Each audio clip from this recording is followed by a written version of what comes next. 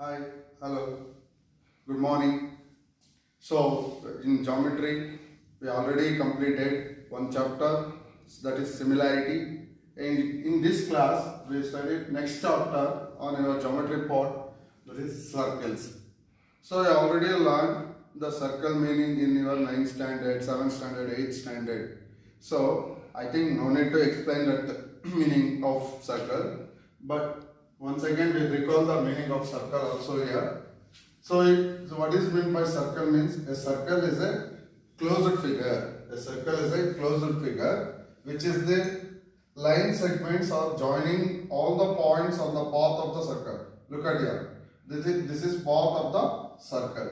So if you join line segment from points on the path of the circle to a fixed point, what is this fixed point? Center. So if you join from center to any points on the path of the circumference of the circle, so which is always equidistance.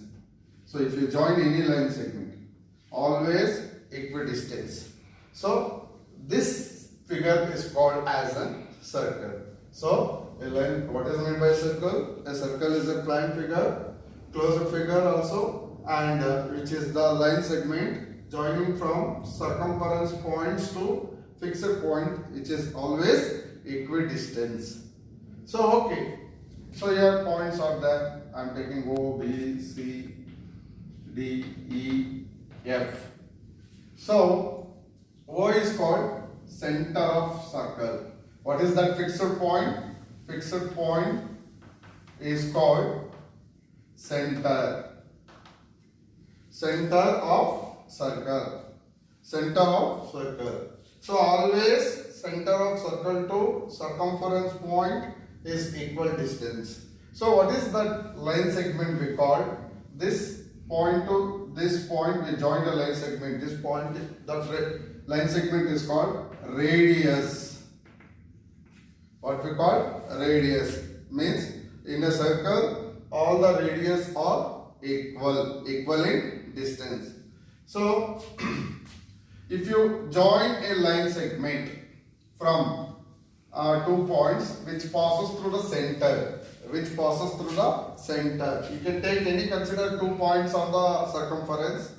That line passes through the center. Look at here, I am considering here M and N are the points on the circumference. If I am joining the 2 line segment, 2 points which passes through center. So what is called that line segment? Diameter. Diameter means what? You can join any 2 points on the circumference which passes to the center. That line segment is called diameter. So diameter is always 2 times of the radius. Diameter is always 2 times of the radius, or else you can take radius is equal to half of the diameter. So if they are given radius, you can easily find out diameter. If they are given diameter, you can easily find out radius of a circle. So by using this condition, you already know. Once again I repeat that one. So next part, concentric circles. What is meant by concentric circles? Here I am constructing 3 circles. 3 circles having the same center. Look at here. This is circle 1, circle 2, circle 3. So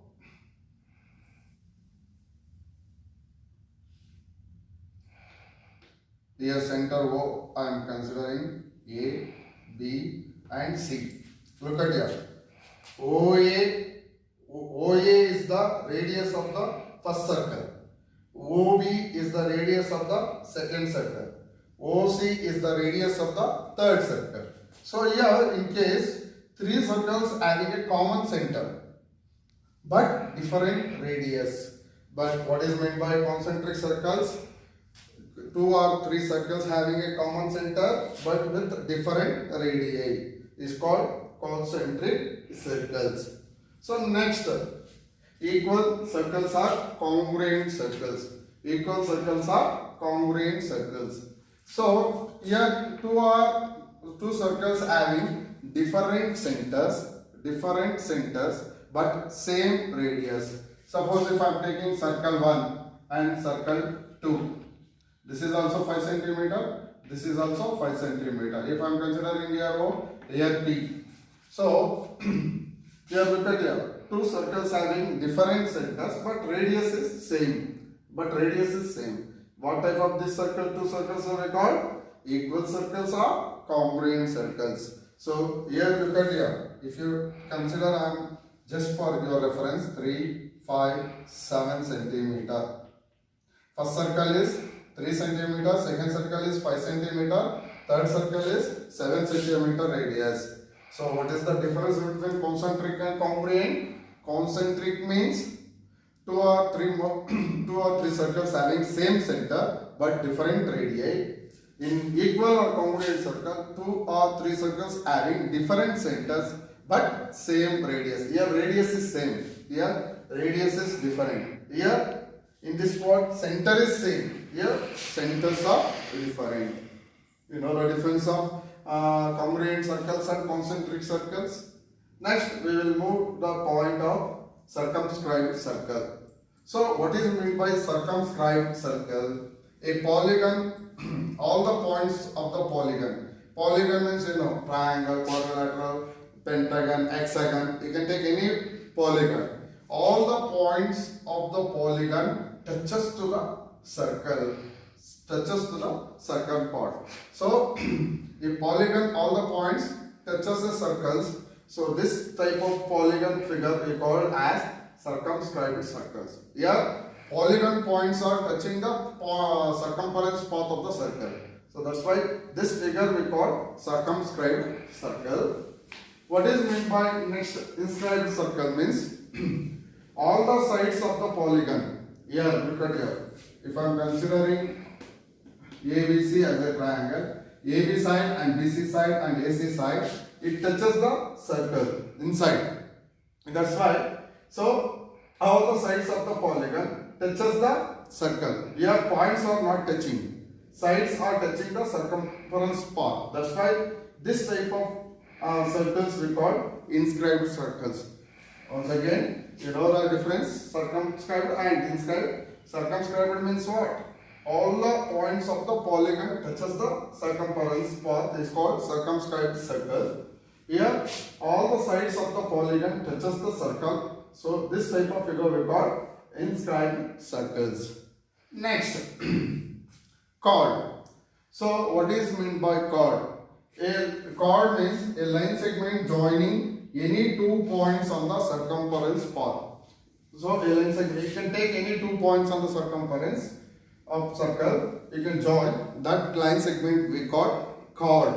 So chord, if you draw from center to chord one line perpendicular, so these two are perpendicular means 90 degree. When OM is perpendicular to AB, OM is perpendicular to AB means the angle OMA and OMB is equal to 90 degree. When OM is perpendicular to AB. If this perpendicular means these two sides of a chords are bisected. So that means AM is equal to MB. So if OM perpendicular to AB means these two angles are right angle and these two bisected chord sides are equal. So next, if you take a circle, if you consider equal chords, that means AB is equal to CD. Chords are in equal length. Chords are in equal length. Same circle, in one circle, if two chords are equal length means what about the distance between the center to chord? Always equal. OB is equal to OQ. Means if AB length and CD lengths are equal means the distance between the center to chord always are equal. That means OP is equal to OQ. So still now we learn the importance of chord in a circle. So you can easily, whenever the figure they are given, if chord length are equal means distance between the center to chord are equal. Then if you consider a circle, the chord length are increasing. Suppose AB is one chord, CD is one chord. This is 5 centimeter. This is 6 or 7. You can consider anyway. So you check the distance between the chord. So if chord length are decreasing, chord lengths are decreasing means the distance between center to chord are increasing. So automatically chord length decreasing means distance between the center to chord are increasing. If chord length are increasing means distance between the center to chord are decreasing. Chord length increasing means distance decreasing. Chord length increasing means chord length decreasing means distance increasing. So still out we learn the all the properties of chord. Next, arc. What is meant by arc? Arc is a part of a circle. So if you are considering any point, 2 points P and Q on circumference. So look at this. APB is an arc of a circle. Means if you A and B are chord, a chord divides the circle into 2 parts. That means APB is smaller than AQB. Always this part is smaller than this part. So here APB is called arc of a circle. So this smaller part is called minor arc. That is APB. APB arc is called minor arc. Then AQB arc is called major arc. Why? APB is less than AQB. So the region bounded by the arc is called segment. A region bounded by the arc is called segment. So minor arc segment is called minor segment. Major arc segment is called major segment. So if you consider circle, diameter of a circle divides into circle into 2 equal parts. So this segment is called semicircular